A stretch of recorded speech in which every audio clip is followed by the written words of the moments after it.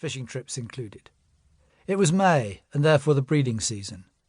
And while there are other shearwaters on the Japanese coast, they're not ones with which a Manx could interbreed.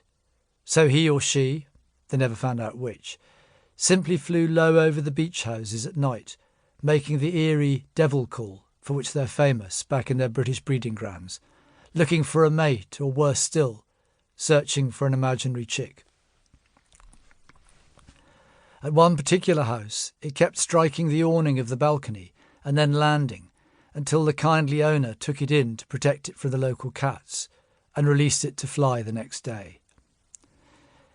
The shearwater stuck around for 2 months until the night of July the 13th, when it disappeared for good, presumably working out simultaneously that raising a chick by the end of the season was unlikely and that it had a bit of a commute ahead of it to get back home.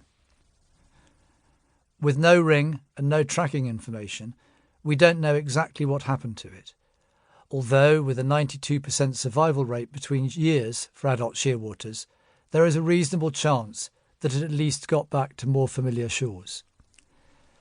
I tracked down Mr. Tannoy, who turned out to remember every detail, and he sent me the photographs he'd taken.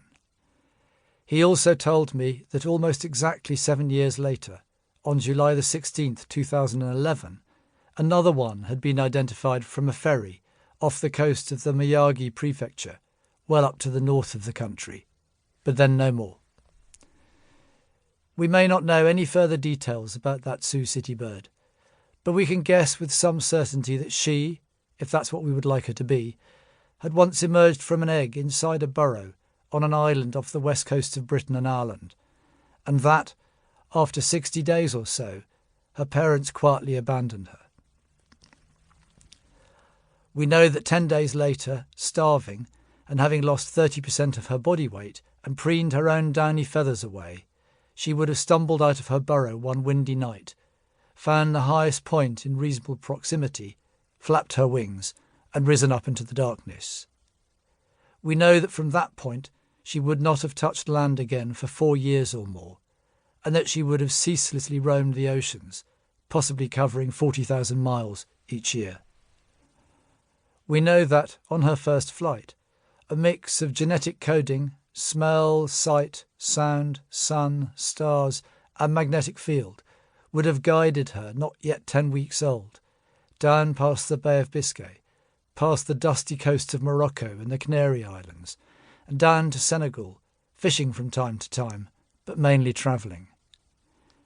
To put this in a human context, it's the equivalent of a 4-month-old baby walking out of the house to make its own way in the world. We know that the shearwater would then have instinctively caught the helpful South Atlantic gyre, whose winds would have pushed her over to Brazil and then down the coast to Argentina and the rich fishing grounds between there and the Falklands. We know that she would have gone through her rites of passage in the Western Atlantic, laying down a mind map of the ocean and its fishing grounds, the better to prepare her for motherhood, when changing hormones would drive her to the northeast one early spring. And that she would search for a mate and reclaim her burrow, probably no more than a few yards from where she was born, and thus continue the circle of life. For as long as I can remember, I've chased her, more often in my imagination than out at sea. Schoolboy, soldier, trader, charity worker and writer. Through all of those phases of my life, she's been my metaphor for wilderness and adventure, always free, always out there, always just beyond reach. The Manx shearwater is one of nature's near-perfect flyers. She's not a soaring bird of the heavens, so much as a bustling presence low down on the salty horizons, a crosser of seascapes glimpsed from the stern of faraway vessels. From the structure and length of her wings to her ability to smell a potential meal 10 miles upwind, from the desalination plant within her beak to her exquisitely complex navigational systems, she is a creature fully of air and water. Related to, but much smaller than, the similar albatross, we know that she actually uses less energy flying through the air than she does resting on the water. Just as the camel has evolved as the supreme desert animal, so the shearwater has spent 120 million